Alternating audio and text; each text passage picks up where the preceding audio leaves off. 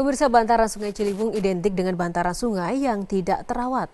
Pemukiman liar sepanjang bantaran pun juga menjadi image di lokasi tersebut. Namun ada yang berbeda dengan bantaran Sungai Ciliwung di kawasan Condet, Balekambang. Warga di kawasan ini hingga kini terus mempertahankan ekosistem Sungai Ciliwung. Kami akan segera bergabung dengan Marcelina Gita yang saat ini sudah berada di lokasi di Condet, Balekambang untuk mencari tahu seperti apa warga mempertahankan ekosistem di sana. Gita, apa sebenarnya yang membuat warga bantaran Sungai Ciliwung, tepatnya di Condet, Balekambang, mau merawat dan juga menjaga ekosistem di kawasan ini? Ya, selamat pagi Yohana. Tentunya banyak sekali yang dilakukan oleh warga di bantaran Kali Ciliwung, Condet, Balekambang, Jakarta Timur ini. Jika saya ingin menggambarkan atmosfernya di sini begitu berbeda sekali dibandingkan dengan bantaran Kali Ciliwung di wilayah lainnya.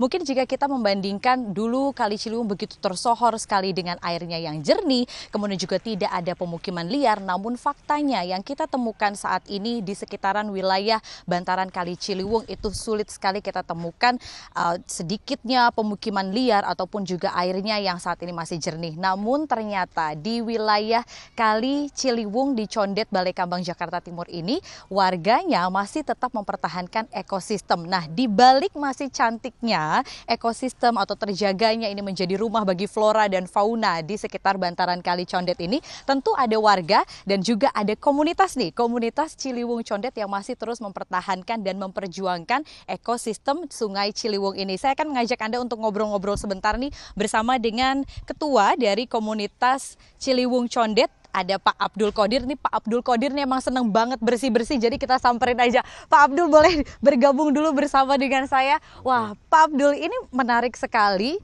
kalau kita membandingkan ini begitu kontras juga dengan beberapa wilayah lainnya bantaran Kali Ciliwung. Ini masih terus dijaga ekosistemnya. Apa upaya yang terus dilakukan oleh warga, khususnya juga Pak Abdul bersama dengan rekan-rekan lainnya untuk tetap menjaga ekosistem Kali Ciliwung ini, Pak? Ya, kita terus berupaya menambah, mempertahankan ruang terbuka hijau yang masih tersisa ini.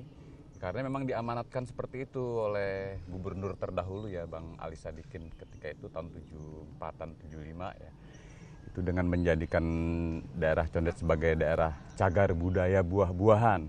Itu konservasi terjemahan kita.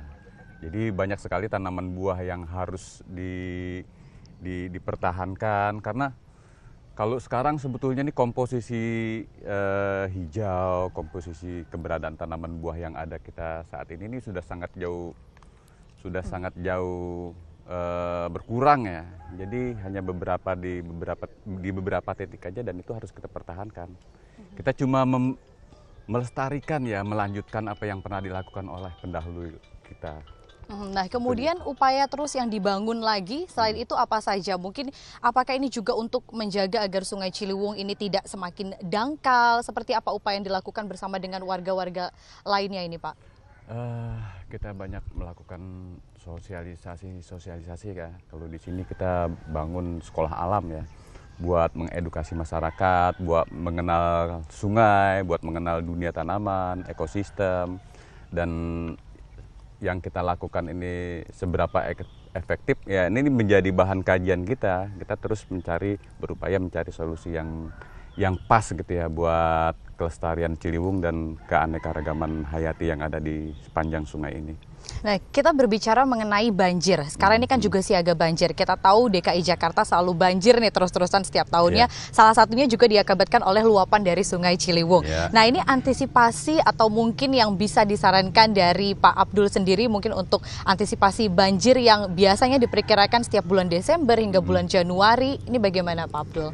Ya, buat daerah-daerah yang terdahulu pernah tergenang banjir, ya kita waspada aja bahwa di situ banjir akan lewat lagi. Ya, yang lainnya kita di sini ya memang nggak terlalu terdampak ya, walaupun sampah yang ditinggalkan itu ya cukup merepotkan juga ya, tapi kita bersihkan, tapi itu nggak seberapa rusak ya, nggak seberapa parah. Betul. Bagaimana untuk meningkatkan kesadaran masyarakat terhadap untuk menjaga lingkungan? Di sini kan juga menerapkan hal tersebut gitu agar warganya selalu menjaga ekosistem dan juga menjaga lingkungan, khususnya juga sampah. Ini juga menjadi sebuah perhatian juga gitu. Ini kan juga indikator dari adanya banjir. Bagaimana untuk mensosialisasikan hal tersebut agar warga ini lebih concern lagi terhadap menjaga lingkungan sekitarnya, Pak? Ya, kita pertahankan terus daerah RTH yang ada, kalau perlu kita tambah, dan ini harus kita perkenalkan ke masyarakat bahwa daerah RTH itu mampu meresap apa sih istilahnya hujan ya, air hujan itu besar sekali manfaatnya. Di samping manfaat kesegaran udara yang kita dapatkan, itu manfaat-manfaat lainnya seperti buah ya. Kalau di Condet tuh banyak tanaman buah ya. Dia akan memberikan sesuatu terus kalau tanaman gitu ya. Yang kedua mungkin untuk edukasi, pengenalan hayati, pengenalan keberagaman hayati. Mungkin makin dia kenal, dia akan lebih mencintai. Lebih mencintai lingkungan, iya tentunya. Dan ini juga saya merasakan begitu asri sekali ya di sini. Kita berharap kayak gitu. Dan kalau tempat bersih, tidak ada sampah, itu kan nyaman, enak buat wisata, buat belajar.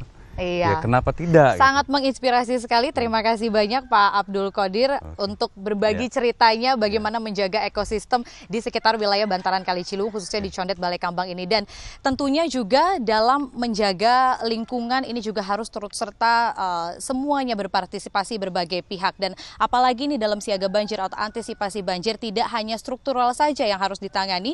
Struktural ini berarti program-program pemerintah yang terus menjalankan program-program untuk antisipasi banjir, namun juga non-strukturalnya, yakni bagaimana agar masyarakat peduli dan juga menjaga lingkungan untuk meminimalisir banjir yang terjadi terus-menerus di wilayah DKI Jakarta. Untuk sementara demikian, Yohana, saya kembalikan ke Anda di studio. Ya, Marsyalina Gita melaporkan. Terima kasih Gita.